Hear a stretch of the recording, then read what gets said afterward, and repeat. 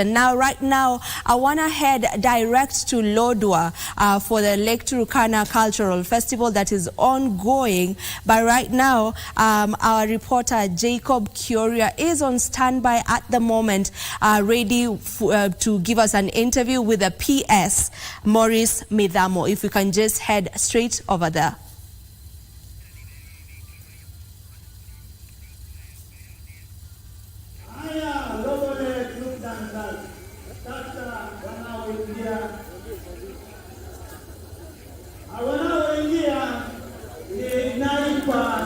Thank you very much, Vivian. We're coming to you live from the Ekale Center. It is the venue of the Turkana Tourism and Cultural Festival. It will be officiated by President William Ruto, who is about to get here. At about 10 is when the program kicks off officially. But this festival is themed around tourism and culture, and I have two PSs right here with me. Let me start by engaging the PS for Culture and Heritage, Madam Umi Bashir. Thank you very much for joining us this morning. Probably to start us off, how are you helping as the national government, counties like Turkana, to leverage on culture and heritage?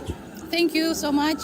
So as a government, what we are doing is coming up with policies, formulation of policies and legislations that would support county governments in capacity building, and also legislations that would guide on how to support cultural activities in counties. Mm-hmm. We have the cultural bill, which we are working on, and it has gone to Parliament. We have the Kiswahili bill that we're also working on, that is in front of Bunge. Apart from that, as a national government, we strongly support cultural activities. Here in Turkana, we are at the Tobong Lore, which means welcome back home.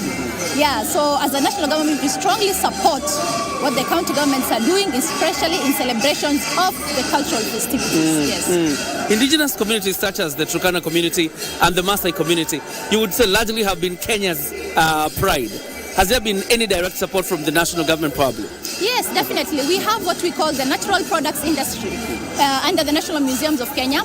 What they do is that they document and digitize the indigenous herbs that are there in every county in this country.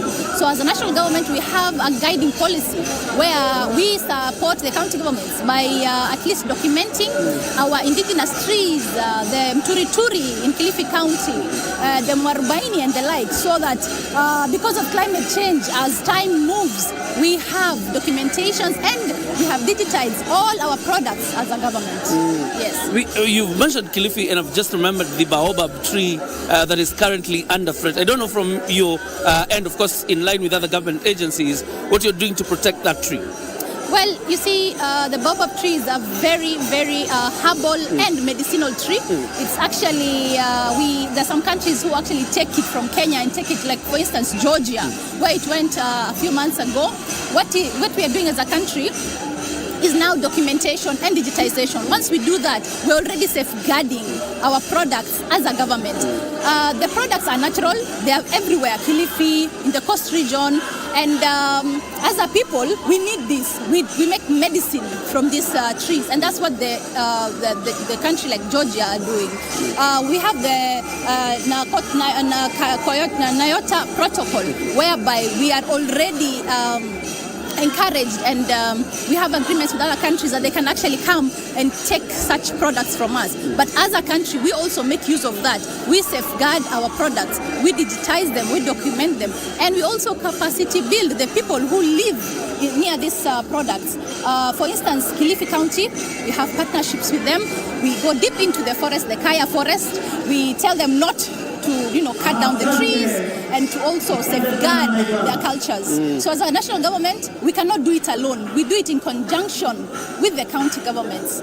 So far, we have done 6 counties, and we are doing this in phases. So the DODI project, the documentation and the digitization project under the natural product industry, is being done in all counties of Kenya. So once we go all around in these counties, we employ the youths. In each county, we employ 30 youths. And this is good because under our government currently, we strongly believe in the bottom-up transformative economic agenda. The bottom, what do you call it? The bottom up economic transformative agenda, the better, whereby for us to support the people at the bottom and put money in their pockets is our greatest agenda. So that is what we are doing. Right now I'm from supporting some women. I bought this here, I never had them, and apparently these are so expensive. And the more you have, the more your pride price goes up, the pride price goes up. So it is exciting for me. It is my first time in Turkana, and as a PS, I strongly believe that the 7th edition of the Tobongo Lore will be epic. Yeah, it will be epic. Okay. Lastly, because you've alluded to the monetization of culture and heritage, but it will not only go, towards purchasing some of this piece, for example. The larger national agenda of empowering these communities that have invested so heavily in their culture and heritage. Yeah, also under the State Department of Culture, the Arts and the Heritage, we have what we call the Ushanga Initiative. The Ushanga Initiative is an initiative which is under the State Department, and its work is to do the capacity building, to help the communities, the pastoralist communities that use and do the beadwork. So you see, these women have amazing talent. They want to make money, to put money in their pocket. And as a government, we capacity build them. We take them at least for sessions of capacity building. We also bring them to Nairobi and they see the kind of market that is there. But you see, the most important thing for them is not always to come to Nairobi for that. So what we are doing is coming up with an application called the Sana application. It is an online, it's an e-commerce platform whereby you can buy. Wherever you are, you can sit at home and purchase this product. So for a woman in Turkana, she can actually sell her products online, and tourists can buy it wherever they are, be it America, be it Nairobi, be it Mombasa.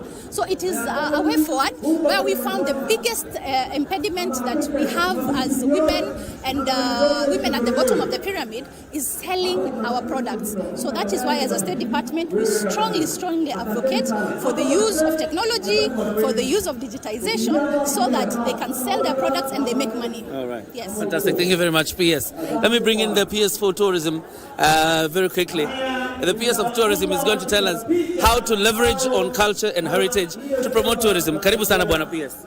Thank you very much. First of all, my name is John Ololtua. I'm the PS Tourism. We are here in Turkana County to come and celebrate the Turkana Cultural and Tourism Festival. First of all, before I tell you how it promotes tourism, culture is very important. It's a very unique element of our country, and every community has got a unique culture. And the Turkana culture is very unique, especially in terms of dancing, in terms of the rich traditions that they have. On the side of tourism, we have a component known as cultural tourism, which is an element that promotes our country in terms of what we promote in the country. Already we have done the Ma culture, we have done the Rusinga Festival, we have also done the Kakamega Festival, and this is just a continuation. But for Turkana, it's very unique and very special to us. The reason is because of, number one, this is the origin of humankind. It's called the cradle of humankind. And as a result, we want to build what we call the Northern Corridor, the Northern Circuit, tourism circuit, which will involve a number of areas. So the brand we are selling is the origin of humankind. And we are indeed very happy that we are going to have a museum here. We are going to have a resort city. And once we have that resort city, which will attract visitors internationally to come and see the origin of humankind, you are aware already that His Excellency the President is really into the idea, including even opening up issues or looking issues of peace and so on. So once that concept is built, what we are going to do is that we are going to look at the entire circuit. Right? We will be able to look at the Chalbi Desert, where we want to develop desert sports. We look at Lake Turkana, where we also want to develop sports tourism, and we also want to have a number of hotels along that particular lake, all right, the Lake Turkana. We're also looking at the surrounding areas like Samburu, where we have the Camel Derby. And then we have, of course, this important festival, which actually means, if you translate the word, Tobongolore, means welcome home.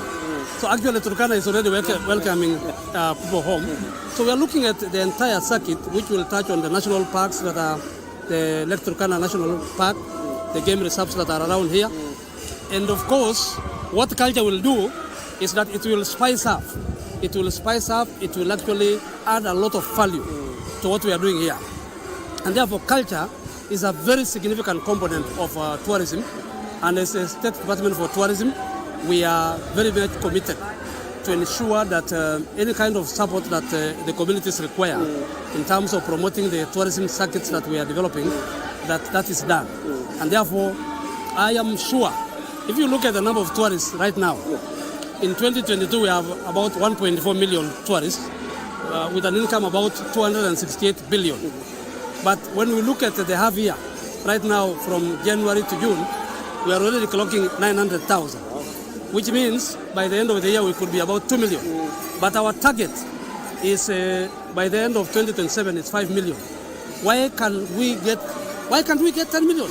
Other countries actually are getting even 20, 30, 50 million. And we see this festival as a very, very important component that will attract the tourists to this particular region. And that is what, even across the country, we think that really is an important aspect that we need to promote. All right, let me ask a quick one before I let you go, PS. Yes. Because when the tourism in Kenya, Yes. probably from outside, it's seen from the eyes of our sandy beaches, our wildlife and stuff like that. But Turkana, the Maasai, and their other indigenous communities, Yes. do you think we have really leveraged on the indigenous community to promote our tourism? Wow. We have not leveraged. Actually, you have said it very rightly.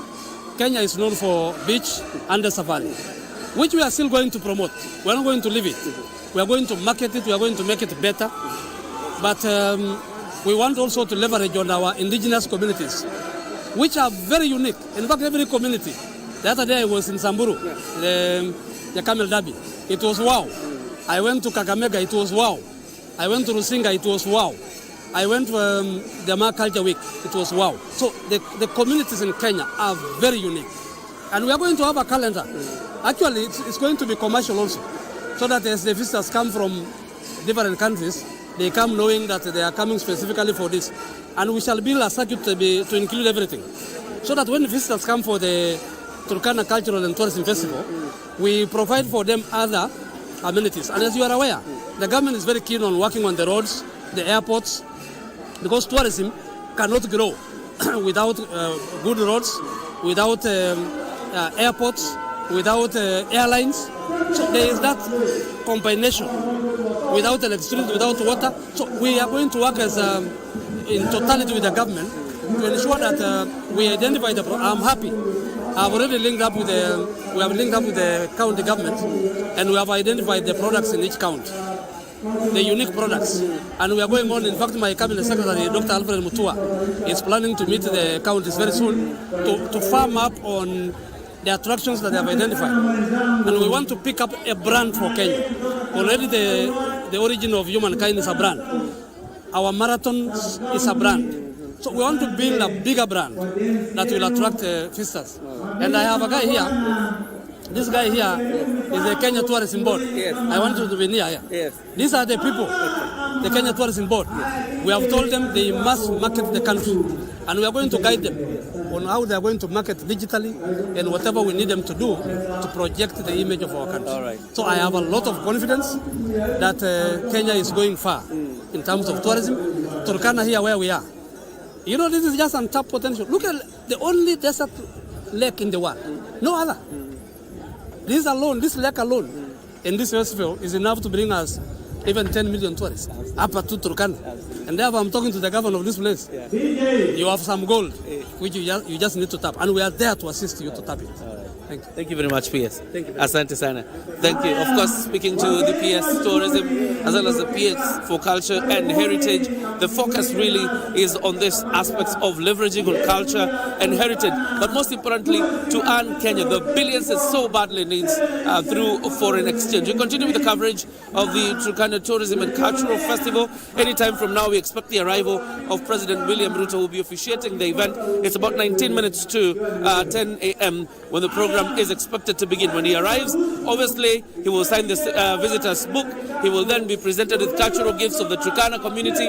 After that, he will proceed for the exhibitions. There are several exhibitions around here. And then finally, plant a tree and join the dais for the official program. But of course, we'll come back later to Ekale Center once that time is here. Back to you, studio. All right, that was our reporter Jacob Curia, and he was speaking to the PS Tourism, Mr. John Lekakeni, and before that he had Umi Bashir, who is the PS Heritage and Culture. And as Curia has mentioned, the president is expected to be there any moment from now, as he will be officially officiating and opening Turkana Cultural Festival.